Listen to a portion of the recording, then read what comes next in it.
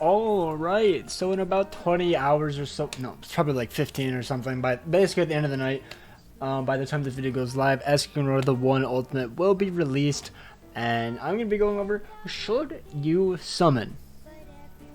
Yes, unless you cannot guarantee pity, or you think that there's something more hype for you coming towards the end of the year. Because not everybody likes Escanor, I get it, not everybody likes him. Maybe you think like a dark unit will be coming at the end of the year, which is what I think in my personal opinion. So why is it so zoomed in? There we go. Also, he's kind of a whale unit in terms of PvP. Like, if you have a 1/6 Ultimate Escanor and you face a 6/6, you are probably going to lose because of how his ultimate scales. I think it's the only gripe about it, in my opinion. I don't think that passive should ever be restricted to ultimate levels. If this is the form of power creep going forward, it's going to be very bad for the game, in my opinion. Comment down below, you know, let me know. Maybe I'm wrong. Maybe I'm wrong. But he's a light unit. A lot of people thought it should have been Mael. I don't care. I don't care for Mael. I think Escanor's cooler, but that's just me. Anyways, the banners are absolutely stacked. Escanor's a goated unit. Like, yeah, there are some units on here that aren't amazing, but it's still a great banner. Like, the entire top row, useful, except Chandler. Okay, I'm sorry. Almost this entire row is useless, except for like Summer Merlin and Death Pierce. Diana's still good. She's still good. Don't be like, oh, she's bad. And then this row, those two are good. And then the rest is pretty mediocre, yeah. Unfortunately, I wish you could rip the catastrophe units out, increase the rates of the Escanor to 0.5, and it would be a perfect banner, in my opinion. And maybe add in Freyr instead of Summer or Ragnarok Merlin. But either way, still a very good banner. One gripe as well is you can't pick any other festival besides Escanor. Someone commented saying they ended up 10-6ing their festival Escanor before pulling their 6/6 Trader Melee. That's one gripe. Yes, it's a very uncommon thing, but some people might like it. But let's go over the kit, and I'll say why he's incredibly broken. And it's mainly like his raw DPS. I think he has the highest attack in the game, if I'm not mistaken. I believe he does. Even with Green Zeldris having a relic, I believe he still has more attack. I could be wrong, he might be second, but I'm pretty sure even counting the relics, and I believe he's also missing one weapon, or it's one headpiece, I'm not sure. He is the heaviest like attack damage character, especially like turn 1. Like, you get a rank 2 single target, you're probably going to kill them if you go first. Even a rank 3 is just overkill. And it has an AoE attack, which is what this... I'll go over the passive first, I guess. Applies Sacred Flame on the hero at the start of battle. Increases damage by 15% up to 4 times after using a skill. This hero's stats cannot be decreased, so like no defensive lowering from Ludociel, even if you somehow out CCs. So if you use attack crit, Ludociel could out CC, but it does not lower his stats, even though it has the debuff. Very weird. I wish it wouldn't even have the debuff there, but... besides the point. The hero stats cannot be decreased when the hero takes fatal damage, increases the attack related stats by 5%, and he stays at 1 HP for however many turns or attacks or damage he takes, depending on his ultimate level, and we'll get into that in a little bit. Sacred Flame for 5 turns increases all stats by 4% every turn. So at the 5th turn, that's when he's like at his strongest. So if you just save up your cards, rank up, wait until like turn 3 or 4, that's when he's going to go huge unga bunga. His single target card inflicts scorching damage equal to 500% of attack on one enemy, and scorching is for every 1% remaining HP. Inflicts 1.3% additional damage. Inflicts additional damage of 30% of final damage to all enemies. So basically, it's like death damage, but not as strong. It's like a 1/6 death damage attack card. It still does quite a bit of damage to the AoE. On JP, the Tarmio link is bugged, where I believe he heals 30% of the like total damage that everyone took, even from the AoE. Hopefully they fix that before that comes to global. Very big problem. So everybody's just like abusing it, to be honest, even though they were already abusing it before. Now everybody's abusing it. And then the AoE, where it inflicts pressure damage equal to 300% of attack on all enemies, and pressure is for every 1% diminished HP. Increases damage by 0.8%, inflicts additional damage equal to 35% times crit damage minus 100%. So it's like cleave, but it can still crit. I don't really know how to explain cleave. It's always been confusing to me. Basically, it does a bit more damage than what it would normally do there. I don't really like this card until you end up reviving. I never can really get it to work unless you're using Green Gother. I don't know. It needs like a rank 3 to do any sort of damage from what I've told. Free to play, by the way. I only have a free to play Escanor. I don't have a whaled one, so I cannot account for it if you have max weapons, which I will be doing later tonight. You know, I'll be live streaming about an hour after the update goes live.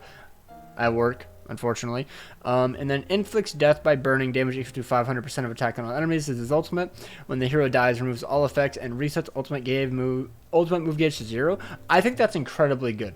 I think any revive unit, you should lose your ultimate gauge, in my opinion. Because otherwise, ult rush is just such a heavy, prevalent thing. I think that would nerf ult rush tremendously. But they don't do it. I don't know why. I think if you die, you should have no stance, you should have nothing. Because Arthur's is kind of like a revive, his relic, but that's just my opinion. I think he should lose his stance. And then it also applies one final flame, which this is the thing tied into his ultimate. He has a whole passive tied to his ultimate based off his ult level, which I hate. I think that's the worst part about Escanor. It's the only downside, in my opinion, because it's huge power creep. Whales Supreme, like 10 times as hard because it's such a broken thing. Because if you're 3-6, or a 4-6 or higher, you cannot like kill off the Escanor in one turn. So let's say you have a really heavy damage ult. You know, you use Trader Melee ult. Escanor dies, he goes into his revive stage. If he's 4-6 or higher, he has 3 extra hits before he dies.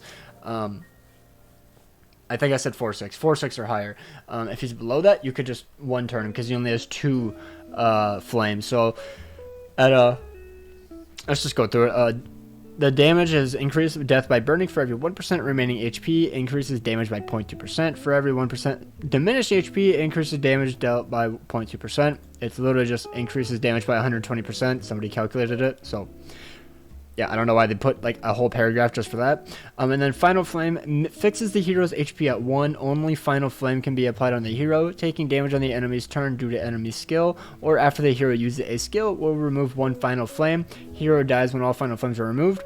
It does not work with any sort of revive unit, like Goddess Liz revive, Light Liz revive, or Melascular revive, which I love. I do not think that should work at all. That would be way too broken. Somebody probably tested that and was like, what? The man probably just never died. And then at 2 out of 6, goes up to 0.4% damage overall. Also, no, this isn't 120. That's at 6 out of 6. My bad. This is 120. This is an extra 20% damage, I assume. My bad. Huge typo. And then this survives for, you get 2 flames. Where does it say? Wait, this still says only 1 final flame.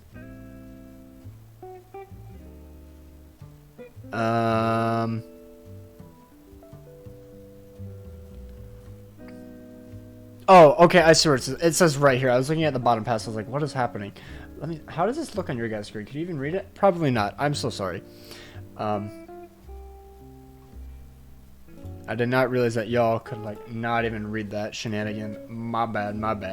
But yeah, at 1 out of 6, you have 1 flame. 2 out of 6, 2 flame. 4 out of 6, 3 flame. 6, 4 flame. That's like the main gist of the unit. That's like what makes him extremely cracked. And yeah, it's just in my opinion, if you're going to be free to play, I don't think he's all too great because a lot of people are going to be maxing him out. He's a fun unit, yeah, but the fact that his ultimate is tied to this, it's so sad. I think 4-6 is absolutely needed to like compete in PvP, but that's just my opinion. Maybe you guys can make him work, especially if you have a better team than like the Ludo crit team, which is what I think most people are probably going to run. Just because Ludo out CCs almost any unit because most DPS units are attack crit. So, you know, Ludo would out CC Escanor, but obviously can't be decreased. But, I don't know. If you can get him 2-6, I think it's fine. And then eventually you can pull more dupes in him. But the problem is he's a light unit. He's probably not going to come back till at least Global Anniversary. Probably going to be JP Anniversary, let's be real. And you can't ever get his coins because Trader Melee isn't in the coin shop. Light Liz isn't in the coin shop. It's kind of an L in my opinion. I don't know why they haven't added them in there yet. I don't know. But I think that's bedtime. All right, that's my thing. If you don't think he's hype enough, or you can't guarantee 900 gems by the end of the banner, I say skip. You could just wait until the very like last week on global. I think we still have the banner up until we see the New Year's units. So you could just save until then if you're really skeptical. But that's up to you. Anyways, take care. Peace out and subscribe if you haven't. Peace.